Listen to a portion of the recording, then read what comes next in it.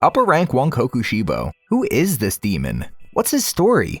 Whether you're wondering who this demon is, or you think you know everything about him, trust me, there's much more to him than meets the eye. Stick around to the end of the video, because I'm going to be dropping some juicy facts about Muzan's right-hand man. The 12 Kizuki are the strongest of all demons, but long before Kokushibo became the strongest of the 12 Kizuki, he was human like us. The beginning of his story goes back 500 years, during the Sengoku era. During that era, Kokushibo was born with the name Michikatsu Sugikuni, and is the older twin brother to Yoriichi Sugikuni. Growing up, Kokushibo lived under the shadow of Yoriichi, who grew to become the greatest demon slayer the world had ever known, and the inventor of sun breathing, which could not have been easy for Kokushibo, seeing as he was striving to become powerful as well. Tough break, huh? This created bad blood with his brother, and eventually put a huge dent in the twins' relationship. Out of jealousy and a sense of inferiority, Kokushibo invented his own breathing technique, called moon breathing, which shows his skill and talent. But here's the kicker, it was still derived from sun breathing. Talk about trying to one-up your siblings. This whole struggle consumed Kokushibo until his dying breath.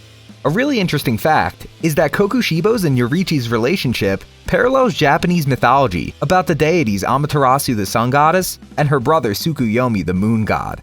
The mythology holds that Amaterasu told Tsukuyomi to visit another deity, Ukemochi, but during the visit, Tsukuyomi becomes offended and kills Ukemochi.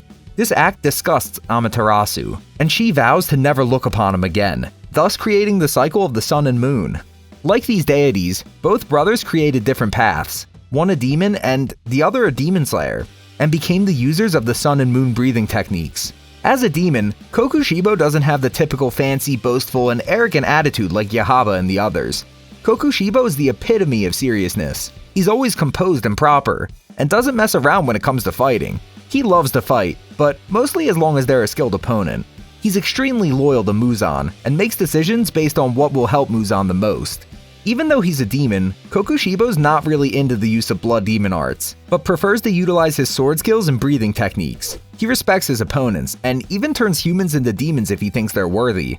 And get this, he values strength, and sees other strong warriors as his equals. This showed when being challenged by Akaza for his position. Kokushibo has only been challenged 3 times for his position in his 500 years as a demon. Upon defeating the challenger, Kokushibo would normally absorb the demon. But after beating Akaza, he chose to let him live, as he enjoyed the challenge that Akaza was able to provide him. Aside from being a great master swordsman, Kokushibo wouldn't maintain his upper rank 1 position if he didn't have formidable abilities. As a demon slayer, he possessed abilities that were off the charts to most others in the corps. Aside from his brother, Kokushibo derived a lot of power from his demon slayer mark. But the downside to that mark was that he would die by the age of 25. His desire to surpass his brother and the knowledge of his impending death led Kokushibo to become a demon when he was 20 years old. Upon becoming a demon, Kokushibo is not bound by the curse, so not only will he no longer die from the mark, but it's even more enhanced than when he was a human. That's like winning the lottery, but with demon powers. And if that's not enough, he also got this unique ability called the Transparent World. This allows him to see his opponent's muscles, blood flow, and joint movements, which lets him predict and anticipate their every move. It's like he's got X-ray vision, but for fighting. He could even tell that Muichiro was his descendant, and see that Genya was chomping on some demon snacks to get stronger. Talk about a handy skill to have in a fight. Kokushibo has been the only demon that utilized breathing styles, specifically the moon breathing style. This is one of the most dangerous and powerful combat styles out there. He's even reached the ability to use 16 forms with his breathing style, which he's been perfecting over the centuries he's been alive. How about I highlight some of my favorite forms utilized by Kokushibo? His first form, Dark Moon Evening Palace, involves him slicing in a horizontal crescent shape, unleashing a bunch of chaotic blades that could destroy most adversaries. And this is only his first form. The sixth form, Perpetual Night Lonely Moon Incessant, is where he unleashes a wild barrage of crescent-shaped slashes that has the power to cut up multiple HASHIRA and even overwhelm the Wind HASHIRA, Sanemi Shinazugawa. That's like trying to dodge a hailstorm of knives. The 14th form, Catastrophe, Tenmin Crescent Moon, involves Kokushibo unleashing a chaotic vortex of long-range omnidirectional slashes that destroy everything in their path, basically like a hurricane that can level a city.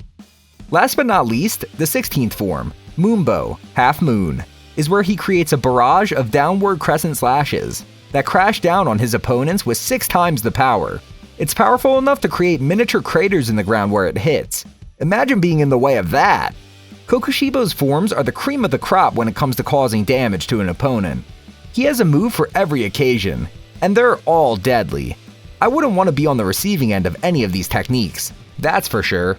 Not only are his breathing styles unique to him, but his Nichirin sword is also one of a kind. As a former demon slayer, Kokushibo carries a demonic version of his original sword, called the Flesh Katana. As the name implies, this sword is created out of Kokushibo's flesh and blood. The sword is blood red with veins and eyes across the blade and hilt. Because the sword is made from his flesh and blood, it has immense durability and hardness, and is believed to be sharper than any sword carried by the demon slayers. It can also regenerate when damaged, just like his own body can. Kokushibo named this sword the Hollow Cry of the Godless. Talk about intimidating. At the end of it all though, deep down, Kokushibo is a broken man. He's scared of dying, and he can't handle the weight of all his burdens. And even though he's done some pretty messed up stuff, he still loves his brother. Kokushibo breaks down in tears in the Infinity Castle arc, mid-battle with Demon Slayers, as he reminisces on nostalgic memories of him and Yoriichi.